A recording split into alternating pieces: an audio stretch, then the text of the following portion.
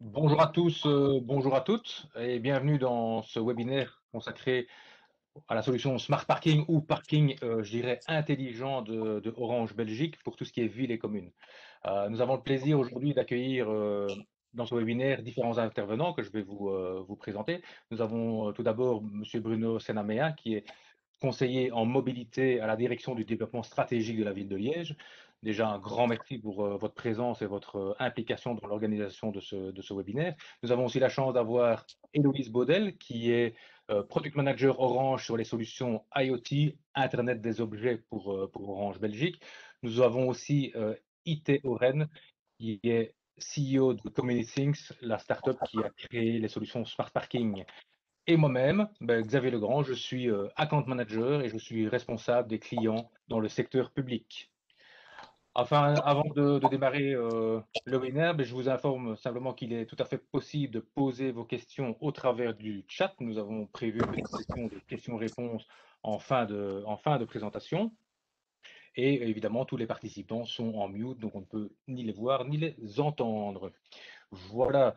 Maintenant que les présentations sont faites et que le cadre du webinaire est défini, je propose, monsieur Sianamea, d'en venir plus spécifiquement, je dirais, à l'expérience de la ville de Liège en termes de smart parking. Et donc, pouvez-vous nous expliquer quel était le contexte de parking à Liège et quels étaient vos défis en la matière? Oui, donc bonjour à tous. Donc en fait, on va partir en fait d'une carte qui reprend l'hypercentre de la ville de Liège. Vous voyez en fait ici la Meuse, hein, qui traverse la ville du sud au nord. Et vous avez en fait le plan de stationnement dans cette zone-là avec des rues évidemment en zone payante via des systèmes horodateurs classiques. Et on a aussi un certain nombre de parkings en ouvrage qui offrent un bon nombre de places pour venir en ville aux différents automobilistes.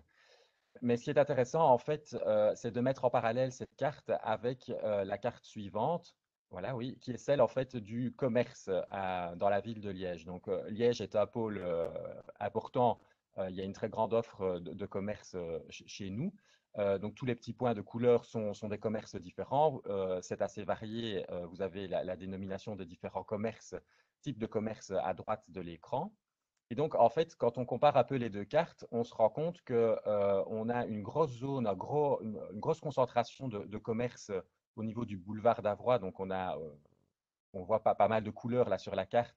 Et donc, ça, c'est en fait une zone qui est en piétonnier à Liège.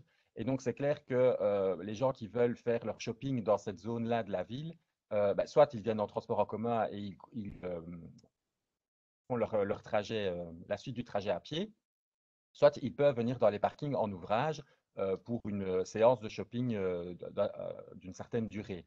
Mais évidemment, à côté de ce genre de situation, on a tous les commerces un peu plus traditionnels, les commerces de type pharmacie, les boulangeries, les librairies, où on a plutôt des comportements d'achat qui sont des comportements, des achats de dernière minute, on va dire, hein. J'ai oublié un pas, je vais le chercher à la dernière minute, ou je dois passer à la pharmacie, c'est sur mon trajet en voiture et j'en profite pour m'y rendre. C'est clair que les personnes qui veulent faire ce genre d'achat essayent de trouver des places à proximité des commerces en question.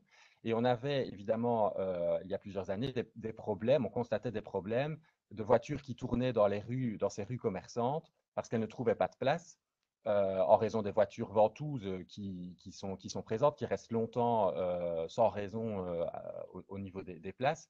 On avait aussi des voitures en double fil, donc une situation qui n'aidait pas à apaiser les quartiers commerçants et des commerçants qui aussi ne pouvaient pas offrir en quelque sorte un service aux automobilistes qui venaient chez eux. Ok. Et pouvez-vous un peu nous expliquer quelle solution a été mise en place pour répondre à cette problématique? Mais donc, en fait, on s'est orienté vers, spécifiquement pour ces commerces-là de proximité, vers une solution avec capteur de contrôle. Donc, on a développé le concept qu'on voit illustré ici, le concept Shop and Drive. Donc, on a réalisé ici un peu le marketing, hein, du concept avec un petit logo qui explique bah voilà, que vous avez droit sur les emplacements matérialisés Shop and Drive à 30 minutes de stationnement gratuite. C'est un beau geste quand même, puisqu'il faut savoir que ce sont évidemment des places qui étaient initialement payantes, qui ont été donc transformées en zone 30 minutes. Mais au-delà des 30 minutes, évidemment, si vous ne respectez pas ce temps imparti, vous êtes potentiellement soumis à des sanctions administratives. Donc, le concept, c'est bien 30 minutes, valable du lundi au samedi, entre 8 et 18 heures. Donc, on a en fait identifié bah, les rues. Dans une première phase de développement, on a placé 223 capteurs, donc à 223 places qui sont équipées de ce système de contrôle. Euh, et donc, ce sont des rues commerçantes dans lesquelles on avait aussi observé des problèmes de circulation. Et donc voilà, on a la carte ici avec les différents emplacements qui sont matérialisés en vert sur la carte. Et vous avez à gauche bah, concrètement ce que ces places Shop and Drive, à quoi ressemblent ces places Shop and Drive dans la rue des Guillemins. La rue des Guillemins étant une rue assez emblématique puisque c'est celle qui mène à la gare des Guillemins et qui est très commerçante. Donc on a un marquage au sol traditionnel blanc mais avec une ligne verte supplémentaire, le capteur de stationnement au centre de la place et un marquage de la signalisation verticale au niveau du début de la zone d'emplacement avec le petit logo Shop and Drive et les explications nécessaires à la compréhension du système. OK, et quels sont pour vous, et pour la ville, les avantages de cette solution? Et donc, il y en a plusieurs, évidemment. Ici, j'ai un peu illustré ce qu'a amené la présence de Place Shop and Drive, notamment dans la rue des Guillemins, encore la même, hein. Donc, en fait, on avait constaté, il y avait eu des comptages qui avaient été effectués les années précédentes. Le système a été mis en place en 2018, mais donc on avait des comptages précédents qui montraient qu'il y avait très peu de rotation par place dans la tranche horaire entre 7-8 heures et 19 heures. On était plus ou moins à 6 rotations par place, ce qui est assez peu. Et avec la mise en place du système, ben, on voit, ici c'est le graphique pour toute l'année 2019, qu'on a nettement amélioré la rotation. On est souvent enfin, on approche souvent des 15 rotations par place. On peut monter bien plus haut à certains moments. Et évidemment, il a été complètement transparent ici. On voit aussi qu'on peut à certains moments redescendre un peu plus bas. Tout ça est évidemment lié au contrôle qui est assuré par la police de ces différentes places. Mais quand le contrôle se fait bien, les places ont une belle rotation. Et donc, ça se confirme aussi bah, au niveau de la durée de stationnement. On voit qu'en règle générale, on a beaucoup, sur toute l'année, on est plutôt dans une durée de stationnement entre 30 et 40 minutes. Donc, on approche de la cible souhaitée des 30 minutes. Donc, ça, clairement, on a amélioré la fluidité, la circulation dans ces rues commerçantes. Et alors, je dirais qu'un autre, donc évidemment, ça, ce sont des statistiques. L'intérêt aussi, c'est que c'est un avantage pour la ville aussi d'avoir toutes ces données à disposition, puisqu'on a accès à une plateforme qui nous donne toutes ces statistiques et donc on peut les enregistrer, on les a à disposition, ça permet d'objectiver nos choix futurs. Et alors, je dirais qu'un dernier avantage aussi pour les utilisateurs du système, c'est le fait qu'ils ont la possibilité de voir en temps réel la disponibilité des places, soit en se rendant sur le site Open Data de la ville de Liège, soit en téléchargeant l'application Liège en poche. Et donc, vous avez en fait la carte de la ville avec un petit onglet qui matérialise chaque place et le statut occupé libre de la place. Donc, ça permet, c'est un plus pour les utilisateurs. Oui, c'est quand même vraiment d'importants avantages pour la ville. Et qu'envisagez-vous à l'avenir? Est-ce qu'il y a d'autres déploiements prévus en matière de smart parking dans la cité ardente? Oui, donc en fait, bah, le concept à Shop and Drive, il est quand même, il a atteint ses objectifs.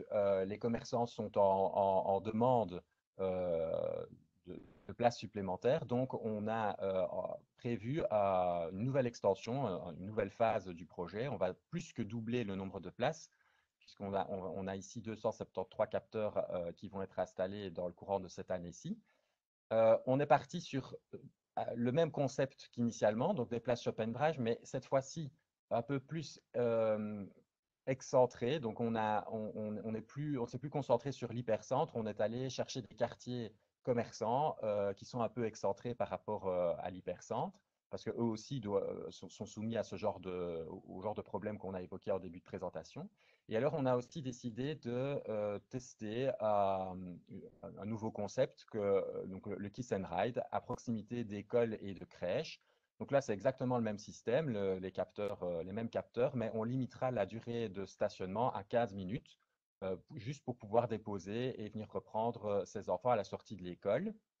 Donc, on a aussi développé, comme vous voyez à droite, un petit marketing sur base de ce qui existait pour le Shop and Ride, mais on l'a particularisé pour le Kiss and Ride. Voilà. Et on a à peu près 80 places, 80 à 90 places qui seront équipées de ce système Kiss and Ride. Alors, dans le futur, oui, donc ici, c'est un petit slide pour expliquer un peu la méthode qu'on a utilisée pour identifier les zones. On a en fait en bas à gauche une petite cartographie d'un quartier périphérique qui en est à Chénet, en fait, de la ville de Liège. Tous les points de couleur sont de nouveau des commerces et ou des écoles, des crèches, etc. À droite, vous avez une photo de ce que peut représenter un petit centre, ce petit pôle de commerce à Chénet. Et donc, ces places vont être aussi équipées. Et donc, on a fait le travail pour chaque quartier de la ville. On a identifié chaque rue commerçante, les possibilités ou non de placer le système. Et on est allé, une fois que ce travail a été fait, on a validé les positions de différents emplacements sur le terrain avec la police et le service des travaux de la ville, puisque dans le concept qui a été utilisé ici, le marquage au sol et la signalisation verticale est à charge de la ville de Liège. Ok, super, de chouettes projets en perspective. Est-ce que vous pourriez nous donner, enfin nous dire quelques mots sur la collaboration que vous avez eue avec Orange depuis le début de la réflexion sur le smart parking pour la ville?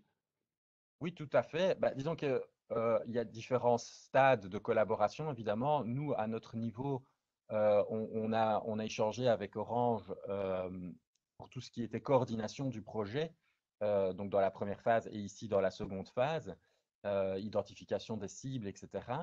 On est aussi là pour un peu coordonner le projet et faire part d'éventuels problèmes, d'éventuelles questions qui sont posées par les autres acteurs du système, la police et d'autres acteurs encore. Et donc, à chaque fois que de telles choses se sont produites, ben voilà, on a eu des contacts avec Orange et la collaboration a été professionnelle et tout à fait correcte. Au début du système, il y a eu quelques petits soucis au niveau de la précision des capteurs qu'il a fallu améliorer. Donc voilà, Orange a répondu présent. Euh, on a organisé des visites de terrain avec tous les acteurs pour bien vérifier que tout fonctionnait correctement. Donc la collaboration, elle est tout à fait efficace. Et évidemment, il y a aussi des collaborations à d'autres niveaux, hein. Donc on a aussi nos services informatiques qui sont appliqués dans le système pour tout ce qui est reprise de l'état des capteurs dans l'open data de la ville. Et donc là, la collaboration se fait aussi sans aucun souci. Et comme je l'ai dit, bah, il y a plusieurs acteurs, dont la police qui est appliquée aussi. Donc voilà, une collaboration, comme je l'ai dit, professionnelle et efficace. Ok, super. Ben, un très très grand merci, Monsieur Sanamea, pour ce partage d'informations qui me semble vraiment tout à fait pertinente. Donc, nous avons donc vu comment et pourquoi la solution Smart Parking avait été implémentée dans la ville de Liège. Voyons à présent comment cette solution fonctionne et regardons aussi d'autres cas concrets.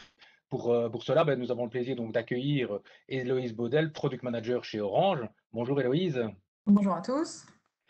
D'une manière générale, on sait que les villes font face à de nombreux challenges en termes de mobilité, mais Mhm. aussi en termes d'attractivité de leur centre-ville.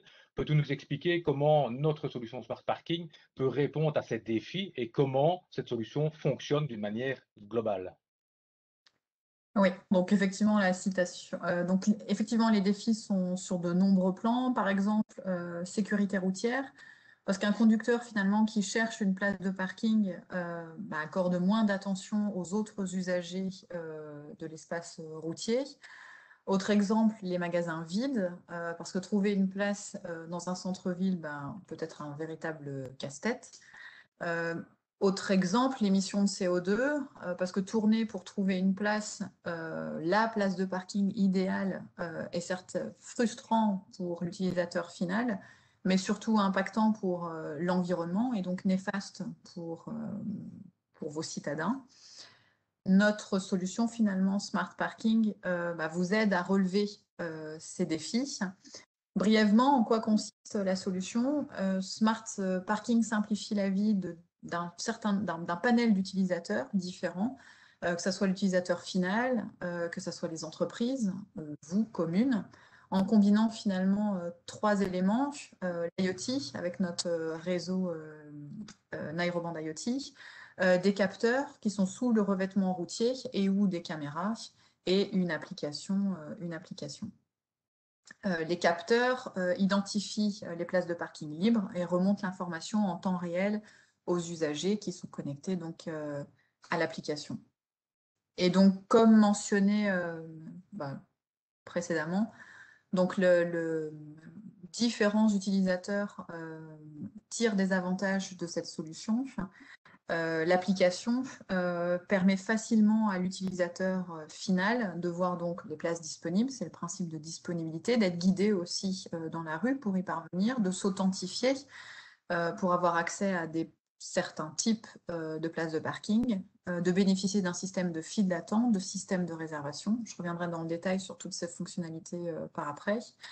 Un autre, vous, gestionnaires de parking, potentiels gestionnaires de parking, vous pouvez évidemment tirer les avantages, c'est évident, de cette solution, puisque l'outil va vous permettre d'analyser finalement le comportement des usagers sur votre flotte de parking grâce à une fonctionnalité de reporting et aussi de bénéficier de ce système de contrôle d'accès que j'expliquerai aussi par après.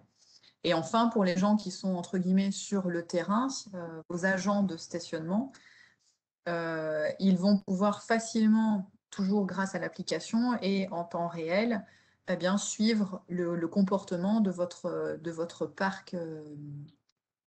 pas automobile, mais votre parc De place. de parking, Ouais. voilà. Et donc, si on voit un petit peu, si on zoome un peu sur chaque fonctionnalité, donc je vous parlais d'une fonctionnalité de disponibilité. Donc, comme vous pouvez le voir avec les impressions écran qui sont ici, l'application indique à l'utilisateur, et ce en temps réel, le statut des places de parking dans la zone dans laquelle il se trouve, l'itinéraire pour s'y rendre et le temps de stationnement restant. Autre fonctionnalité, toujours pour les utilisateurs finaux, c'est le système d'authentification. Donc vous, en tant que commune, vous allez pouvoir attribuer des profils à vos places de parking. Ça peut être un profil pour des personnes à mobilité réduite, un profil pour des véhicules électriques, par exemple. Ce système va permettre à l'utilisateur final d'accéder à ces places tant qu'il a le droit d'y accéder. Et donc, il y a ce principe d'authentification. La troisième fonctionnalité, c'est ce système de file d'attente virtuelle. L'utilisateur va pouvoir sélectionner une place future dans laquelle il souhaite être et se mettre, donc, ce que je disais, dans une file d'attente virtuelle. Et surtout, l'outil va lui indiquer combien de temps il reste à la personne qui est avant de pouvoir libérer la place. Enfin, pour l'utilisateur, le système de réservation qui est clair, je pense. Donc là, l'utilisateur peut réserver une place de parking. Voilà. Après, on arrive sur le volet gestionnaire de parking. Donc c'est ce que je disais, l'outil va vous permettre de faire du reporting et donc d'analyser le comportement des usagers sur votre commune. Ces rapports sont en ligne et disponibles et mis à jour en temps réel. Même principe pour le gestionnaire de parking, c'est le principe de contrôle d'accès, où vous allez pouvoir, sur base de ce genre d'outils, limiter l'accès à certains emplacements et ne l'accorder que si la plaque d'immatriculation ou le scan d'un code QR permet à l'utilisateur de rentrer sur ces environnements-là. Et enfin, dernière grande fonctionnalité de l'outil, qui là va être évidemment dans les mains sur le terrain de l'agent de stationnement, c'est cet outil qui va permettre de suivre en temps réel, toujours, le mouvement du parc de parking. Décidément, j'ai vraiment envie de vous parler. C'est pas le bon webinaire, il faut qu'on se lance dans du smart véhicule. C'est la prochaine étape. Voilà. Merci Héloïse. Je pense que tu nous as donné une vue assez complète des capacités, je dirais, de la solution Smart Parking. Ce qui serait peut-être bien, c'est que tu puisses illustrer au travers d'autres exemples concrets comment la solution va permettre aux villes de répondre à d'autres problématiques du quotidien. Oui, un des premiers cas d'usage et qui a aussi été mentionné dans les futures applications pour la ville de Liège, c'est le principe donc de Shop and Go et Kiss and Go. Finalement, si je prends ma situation personnelle, merci, je peux vous dire que tous les matins, je maudis les parents qui se mettent en double file devant l'école. Ou alors, quand on arrive juste à 2 minutes avant la sonnerie de l'école et qu'on ne trouve pas la place de parking, franchement, j'aimerais bien que là où mes enfants sont à l'école, Les voitures vont tous disparaissent. soit implémenté. Voilà, je vais soumettre l'idée.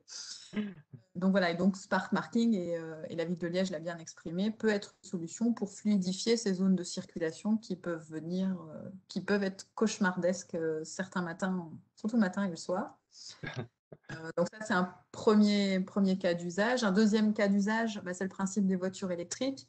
Récemment, on a pu lire dans la presse qu'un accord de principe sur le verdissement du parc automobile des voitures de société a été annoncé par notre gouvernement. C'était quelque part au mois de mai. Donc, inéluctablement, finalement, le nombre de véhicules électriques et donc ce besoin de rechargement vont croître. Et donc, Smart Parking peut répondre à ce genre de besoins déjà existants, mais qui vont certainement croître, à savoir un temps de charge maximal, un temps de stationnement maximal. Ça, c'est le principe. Un autre cas d'usage, c'est les cartes de stationnement pour les riverains. Donc, ça ne remplacera pas la carte de stationnement qu'il faudra créer auprès de la commune. Mais le riverain qui est enregistré peut aussi s'enregistrer sur Smart Parking et aisément voir dans la zone dans laquelle la zone qui couvre sa carte de stationnement, sa carte de riverain, pardon, les places qui sont libres ou occupées. Et toujours avec le même principe que votre agent de stationnement peut contrôler à distance et en temps réel les mouvements sur ces zones. Et enfin, dernier cas d'usage, c'est ce principe un peu de customisation des places de parking, où vous allez pouvoir attribuer dans votre panel des places, par exemple, pour les personnes à mobilité réduite. Ces mêmes personnes à mobilité réduite pourront s'enregistrer ou devront s'enregistrer sur Smart Parking et pourront facilement visualiser où sont les places qui leur sont attribuées et s'y garer. Voilà. D'autres cas d'usage, dont certains ont déjà été mentionnés par Liège, effectivement.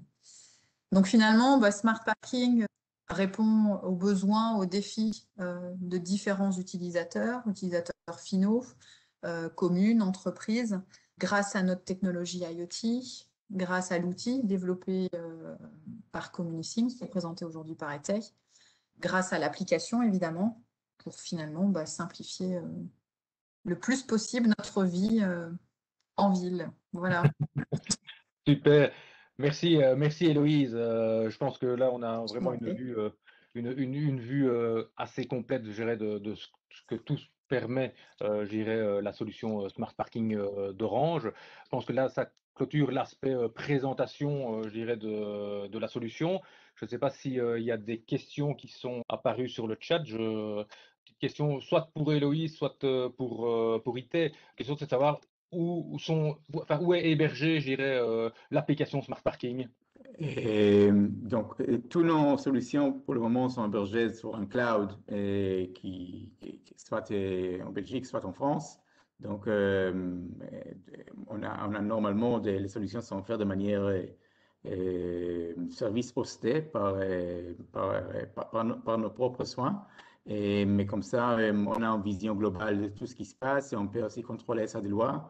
Au niveau remote, on peut voir tous les différents aspects des opérations et maintenance nécessaires. Et comme ça, on peut réagir sur place si nécessaire. Et est-ce qu'il y a plusieurs sociétés impliquées afin de fournir le service cloud?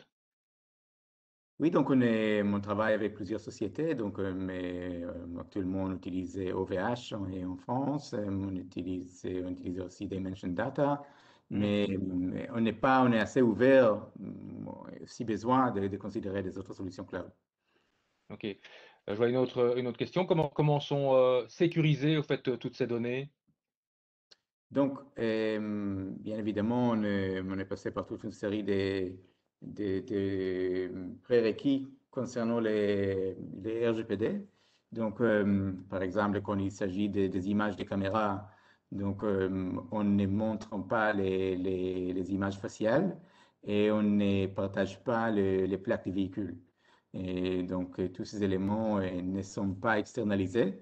Et les images même sont effacées après une période de très courte durée.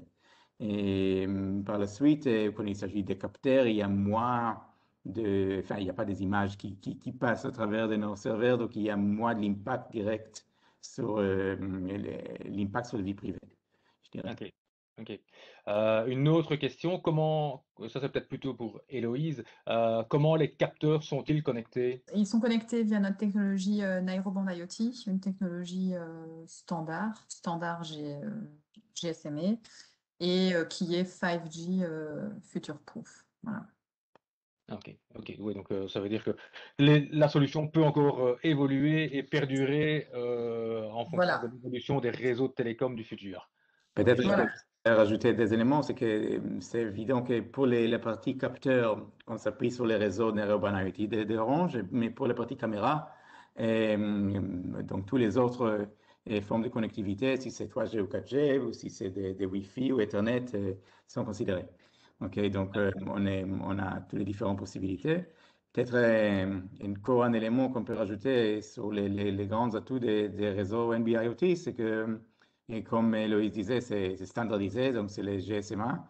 Et si je compare ça aux différents réseaux LoRa qui existent actuellement et qui nécessitent quand même d'établir un réseau presque de zéro, donc c'est évident qu'il y a des avantages pour un réseau qui est déjà réseau LTE, qui est simplement upgradé et pour permettre des solutions de low power.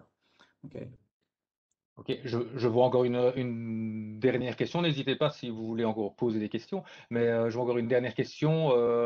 Voir si l'application Smart Parking peut être intégrée dans une autre application de la ville. Donc, c'est intéressant parce que je pense, et,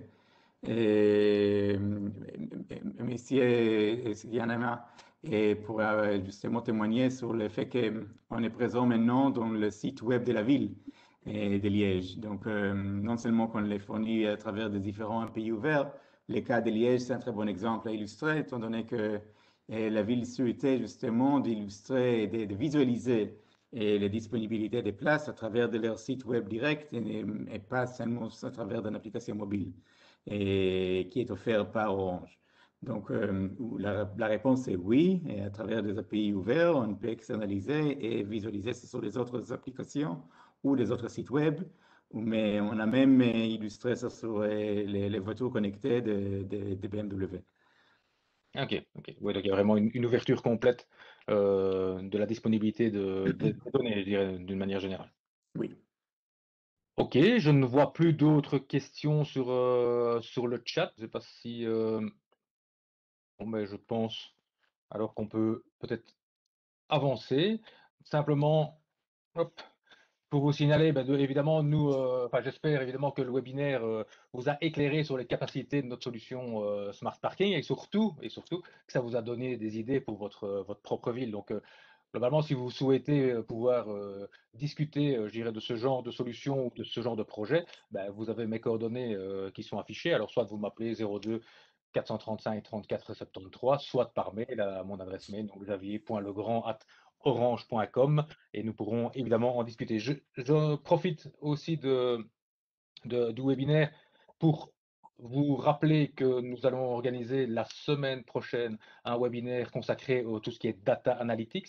Data Analytics, globalement, un outil incroyable justement pour tout ce qui est ville, où on va utiliser les données de nos réseaux mobiles pour aider votre ville à piloter votre politique, soit de tourisme ou de mobilité. Mais n'hésitez pas soit à m'envoyer un petit mail pour demander l'invitation, soit à me suivre sur LinkedIn, puisque je posterai la possibilité de s'inscrire à ce webinaire, et en espérant vous y voir nombreux. Voilà, je pense qu'on est arrivé, je dirais, au terme de ce webinaire concernant le Smart Parking. Je tiens vraiment et sincèrement à remercier toutes les personnes qui ont participé, qui ont collaboré, comme Monsieur Senameam, IT, et aussi Héloïse, et aussi d'autres personnes du département marketing d'Orange. Je vous remercie tous de votre présence aussi en tant que participants, et je vous souhaite vraiment une excellente journée.